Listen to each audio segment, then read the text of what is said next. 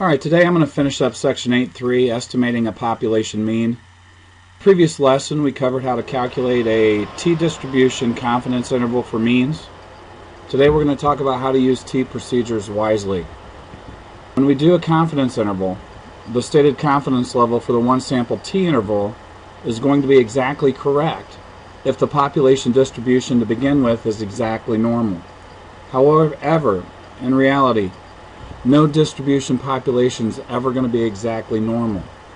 So the usefulness of our t-procedures in practice is going to depend on how strongly they are affected by any lack of normality of the original population distribution. The definition here: an inference procedure is going to be called robust if the probability calculations involved in the procedures remain fairly accurate when a condition for using the procedure is violated. Fortunately, the t-procedures are quite robust against non-normality, except when you have outliers or very strong skewness. Large samples, therefore, can help in the accuracy of this. Remember, the central limit theorem says that if we have greater than or equal to 30 number in the sample, we can proceed with the calculations. Except in cases of small samples, the condition that the data come from a random sample or a randomized experiment is more important than the condition for the population distribution to be normal. Here are the guidelines when you're checking your normal condition now using a t-distribution. First, if the sample size n is less than 15, you can use the t-procedures if the data appear to be close to a normal distribution, meaning it's roughly symmetrical, has a single peak with no outliers. If the data are clearly skewed, or if there are outliers present, do not use the t-procedures. If the sample size is at least 15, but still less than 30, the t-procedures can be used, except in the presence of an outlier or very, very strong skewness. And for large samples, the t-procedures can be used even for clearly skewed distributions when the sample size is large, greater than or equal to 30. A review of this section. Confidence interval for means, mu, of a normal population are based on the sample mean of a simple random sample. So that's one of your conditions.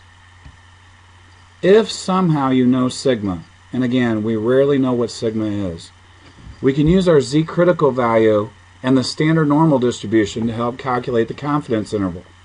The formula would be x bar plus or minus z star times sigma divided by the square root of n.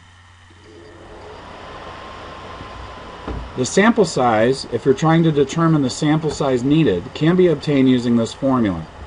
Z star times sigma divided by the square root of n, which again is your margin of error, must be less than or equal to the margin of error that's required. In practice, we usually don't know what sigma is, so we replace the standard deviation of the sampling distribution with standard error and use the t-distribution instead. And remember, our degrees of freedom is n minus 1.